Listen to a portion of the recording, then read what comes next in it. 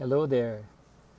So today I would like to share with you my reflections based on Mark chapter 12, verse 13 to 17. It's quite a familiar verse, and I bet a lot of us here may have preached on this passage sometime in our ministries. But yeah, during my reflections, I was drawn to this passage once more. But this time, I was particularly drawn into that story when Mark um, actually highlighted two particular parties uh, that were sent to Jesus, and of course, the agenda is to trap him in his speech. Now, the Pharisees and Herodians together are quite an odd pair to be together. But yeah, so the Pharisees, of course, what we know about them is that they are really a renewal movement during the time of Jesus. But they're into, the recovering much of the law and a strict adherence to the law and imposing it to people. Um, but and while the Herodians, they are Hellenistic Jews who are loyal to the Herodian dynasty, and we all know that King Herod is considered to be a puppet king, even with his countrymen. They see him as two-faced. On one face, he's a Roman collaborator, but on the other hand, he is ready to turn coat once the fulcrum of power will tilt over to Judean powers. So anyway, while the Pharisees, on the other hand, would insist that the messianic that the Messiah would come from the Davidic line of monarchy. So I mean, two parties who may have been at odds with each other and not seeing eye to eye with regards to political alliances and even may perhaps interpretation of the law would now collaborate to pin down Jesus. And it keeps me thinking, even in our time, I mean, this kind of dynamic of there's a classic saying where it's when it says the enemy of my enemy is my friend. So so the enemy of my enemy is gonna be my friend. So there's this scapegoat mechanism at work, scapegoating a person, a common enemy, um, to trap them. And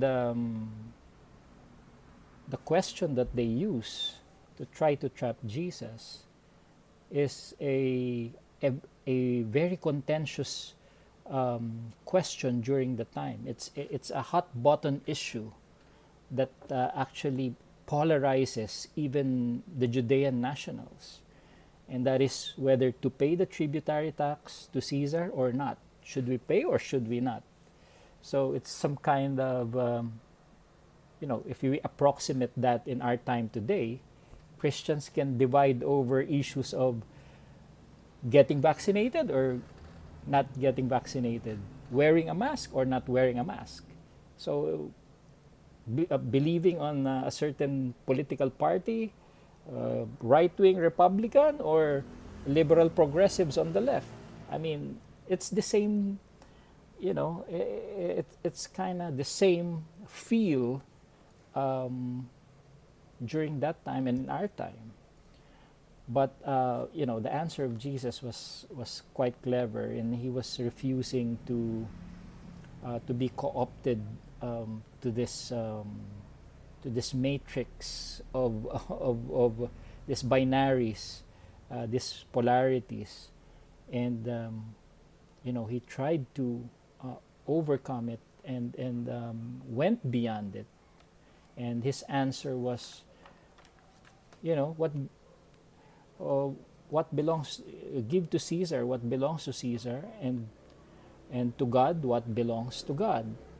And in fact, it was Jesus. I just realized that, by that answer and by that gesture of getting the symbols of power of Caesar, and that coin symbolizes the claims of Caesar, and inscribed on those coins were like claims of Caesar Augustus, the divine emperor, Pontifex Maximus, you know. Um, so what's inscribed there is actually Caesar claiming to be the Lord of the world during their time. And for a Jewish patriot, of course, that's an idolatrous claim. And they themselves knowing deeply that, you know, those are false claims. But anyway, it was it was a smart answer by Jesus, because bottom line here is that, you know what Caesar claims to be his is actually God's. So God owns everything in the world, and Caesar has no right over the things claimed by God. God is the rightful owner, therefore, our loyalty and allegiance should be in God alone.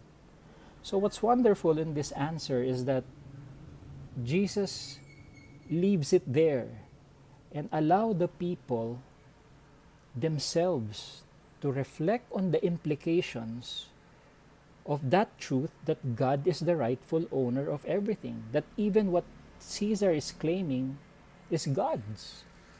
So, I mean, he just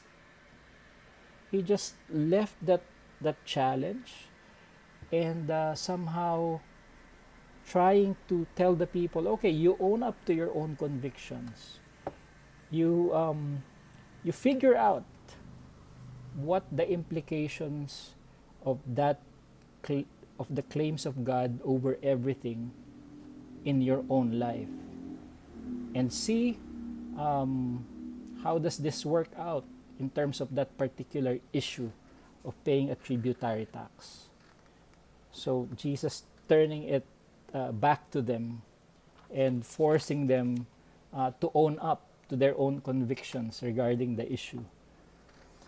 So I think, applying that in our time. Uh, so what does that mean? That our total allegiance will is to God and to God alone, and God has claim over everything.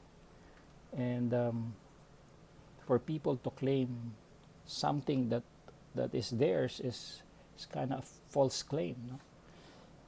So there. It leaves me reflecting on further the implications of that statement, that if God owns everything, then therefore my real loyalty and allegiance should be in God alone. So thank you for listening, and God bless you. Shalom.